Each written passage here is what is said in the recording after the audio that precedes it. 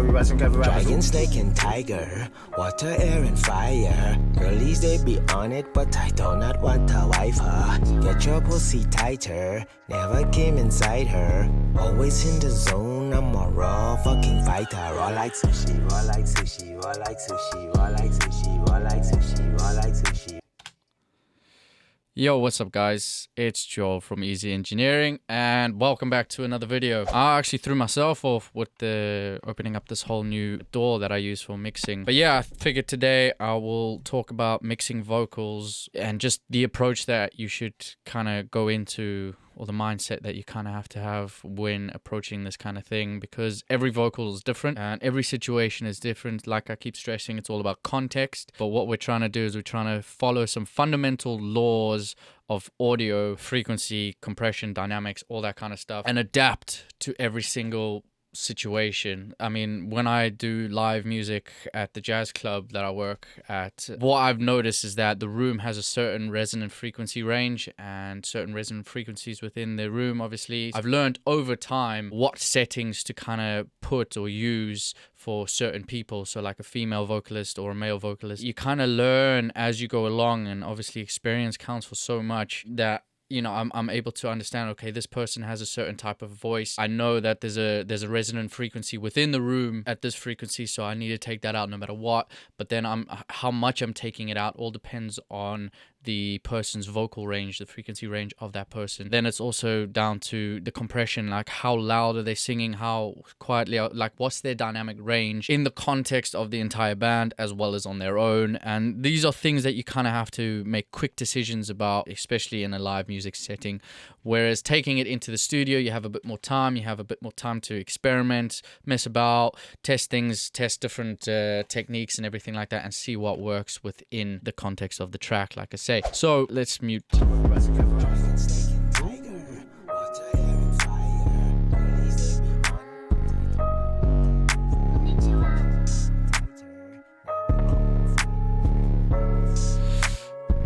So you can hear that's without the vocals, and as you can see, there's a few different vocals that I've got. So I've got my vocal effects in one group, I've got my actual vocals in another, and I've done some over here. For the hook, I've actually duplicated it because it's just a vocal effect that I tried to do just to kind of create some uniqueness to the track and also widen the hook to put a little bit more emphasis on it. But today we're going to be focusing on our main vocals, which is this one over here. Dragon, snake, and tiger, water, air, and fire. Girlies, they be on it, but cool. So yeah, over here you can see this is the main vocals that we're doing. Let me just take off all the effects of it. Oh, that's the wrong one. Sorry. Yeah, this one here. Cool. So this is it raw, and when you listen to it raw, Dragon, snake, and tiger, water, air, and fire. Girlies, they be on it, but I do not want to wife her. Get your pussy tighter.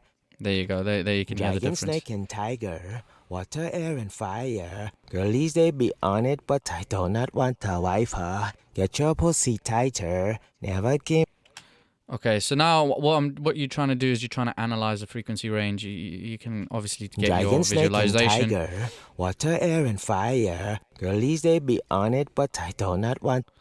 So to me, this is an average recording. I actually spoke to the artist and said that he should invest in a better microphone. The other vocal that they've done, it sounds like they've recorded it outside, so you get a lot of background noise and everything like that. Well, this one, at least you don't have any background noise, so there's a lot of focus on the actual vocal. So there's less, I guess, that you need to do to it, but at the same time, what you want to go in and do is, obviously, because there's a lot of low end within the actual track, the backing track or whatever, so you want to go ahead and get rid of some of that. So first thing I've done is I've put a compressor. I've mentioned this in other videos before. It's always best to compress, and it's not heavy compression either. I mean, with this, as you see, it's 15 threshold, 15 dB threshold, and a 4 dB ratio, 4:1 ratio with a medium attack time. That's about a decent release time for it.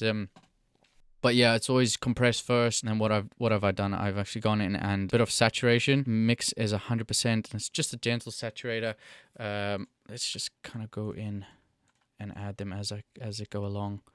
And this is effects on the vocal group. So that's kind of something that you do just to kind of glue everything together and get that consistency within the different vocal content that I'm given. Dragon, snake, and tiger, water, air, and fire. Girlies, they be on it, but I do not want to wife her.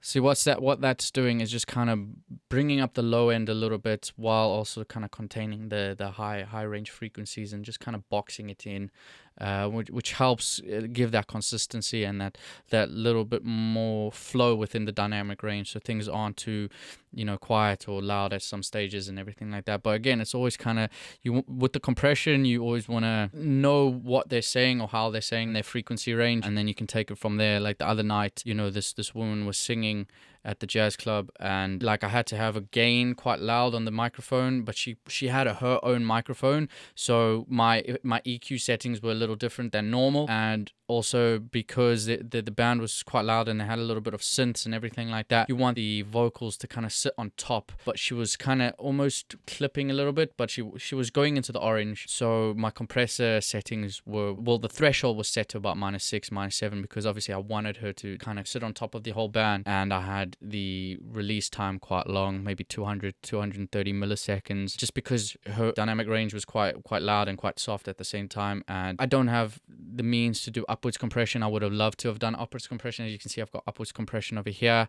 and all on my vocals over here, just to kind of bring in that RMS consistency. So anyway, let's move on. So we've got the saturator, Dragon, and that's snake, just kind of tiger, water, air. adding a little bit more harmonic distortion to the mid-range frequencies and everything like that. Then what I've gone and done is I've actually just used a preset on my C6. Now remember, the C6 also brings a lot of harmonic distortion when used, and I've actually just kind of messed about with it a little bit, because this is a great starting point. It's a nice template to start from, because it's kind of fitting the male vocal that I need, and it's compressing key areas. But then I've obviously gone in and specified it to this artist's particular vocal range and everything like that. And what you're trying to do is you're trying to kind of compress the low frequency, because this is where a lot of the bass of the voice is, and you want to try and, obviously with my EQ, I'm going to get rid of about maybe 60 hertz, and so I've got compressed over here, and I've got, this is where my main compression is kind of happening, and then over here just to kind of get rid of a little bit of sibilance. And then what I've gone and done is I've got my EQ over here. Not a lot of EQ done. Well, as you can see, it's kind of, let me actually bring it down to, there we go, 6 dBs. So I'm not going more than about 5 dB or even 4 really. But you can see I'm taking out, my low end at 126 hertz. I'm getting rid of my, I'm having a a high pass filter, and I'm controlling my low end and any resonant frequencies. Let's see if we can. Dragon, snake, and tiger, water, air, and fire. Girlies, they be on it, but I do not want to wife her. Get your pussy tighter, never came inside her. Always in the zone, I'm raw. See, now listening back to that, I could actually bring this one up a little bit to about maybe 2 dB or even 1.5 really, because it's kind of just making his voice, the settings that I've had it makes his voice sound just a little bit too thin. So yeah, I could probably bring that up a little bit more. I'd bring up everything, to be fair. Dragon, snake, and tiger, water, air, and fire. Girlies, they be on it, but I do not want. So the reason for these settings is because it's kind of, without these settings, the voice is getting masked a little bit, because I'm trying to think in context of the actual track being the backing track and everything like that, and how it would fit in with all the other elements. And you want the low end of the voice to come through, but you also don't want it to be clashing with all the other elements, such as the kick and the bass and everything like that. So it's all about finding that nice balance between the two elements, or the different elements within the track. Then I've got my de-esser set, so I can get rid of any sibilance. The sibilance is around 7K, and I've just done my threshold to -27. This is all Waves plugins. It's a really standard, kind of plugin to use. And then what I've gone and done is I've got my vocal compressor. This is just kind of Dragon, snake, and tiger, water, air, and fire. Girlies, they be on it, but I don't. It's kind of bringing it back to how it started, but with all the effects processing on it. Now I've gone and added a plate reverb and an upwards compression, but I've got the plate reverb on my group channel, just because it's less processing being done. And what I have on my group channel is another C6. This is, as you can see, it's just to get rid of that low end again, so it's not clashing. I've got my SSL compressor. This is just to compress the group vocals, as you know, just like using a glue compressor within Ableton. And then I've gone in and just taken off 40 hertz again of my EQ. What I've gone and done here is some mid-side EQing. So as you can see, I've taken out the low end of the side information, and also the side information, the high frequencies a little bit, and I've boosted my mid-range, as you can see, just to kind of widen it a little bit, and it works well with the effects that I've done on my hook and everything like that.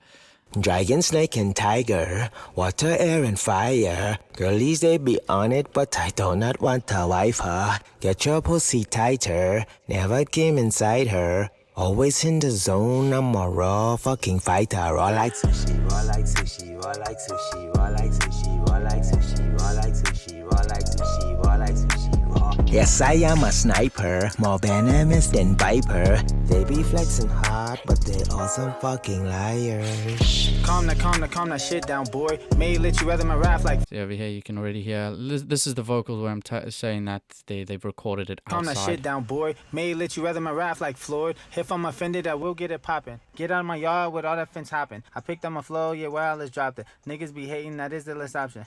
I know you nigga get intimidated. I can imagine how your niggas get intimidated. So you can hear there's some background noise over there. You can hear that they're playing the track as a backing track and everything like that. And you can just hear the quality. So my point I'm trying to make over here is that we interrupt our program to bring you this important message. you should always try and get your source as close to perfect as possible, because when you have a really good recording of a guitar, vocals, drums, whatever, it doesn't matter what, as long as you're using, you know, good microphones. Obviously these things cost money, but quality microphones, using the right microphone for the right kind of instrument, tool, job, whatever. You know, if it's a condenser, dynamic, obviously you want to be using dynamic mics on your vocals. And then, you know, obviously making sure that the room you're recording in is correct room, so you don't have any of this background noise or anything like that. And then once you have that source recording, you know, at a good quality, then mixing it is even better. It's easier. Well, it's easier because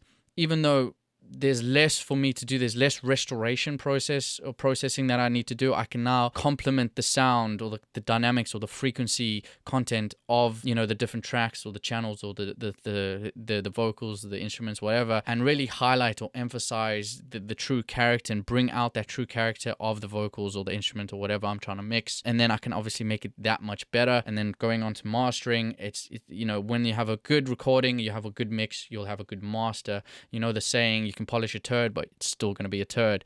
Now, I'm not saying that these vocals are a turd or anything like that. I'm just trying to point out the kind of mindset or way of thinking you want to approach when mixing this kind of stuff. Is it a good quality recording? Okay, yes, it is. Or no, it's not really. Okay, what do I need to do? What do I need to do first within this context? Okay, I know I need to do some compression and some EQing. Do I have to do upwards compression? Maybe I don't, maybe I do. For this one, I had to, because again, you know, I wanted to give that nice little balance from the low end and the high end, and just kind of box in the vocals a little bit to make them sit on top of the track but not make them sound too squashed.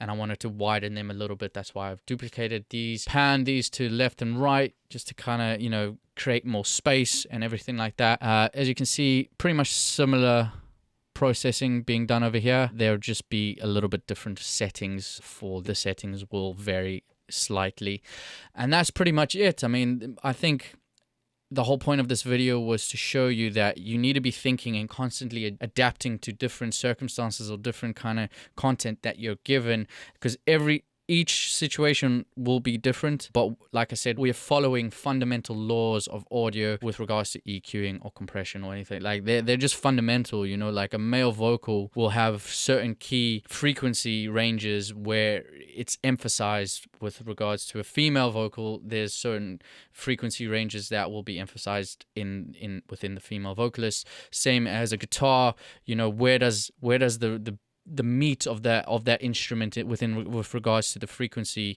content. Where does it sit, such as, like, you know, a drum, a snare, anything like that. They all have certain frequency ranges or frequency content that is key to that specific instrument, and then there's obviously specific or ground rules for mixing the different instruments.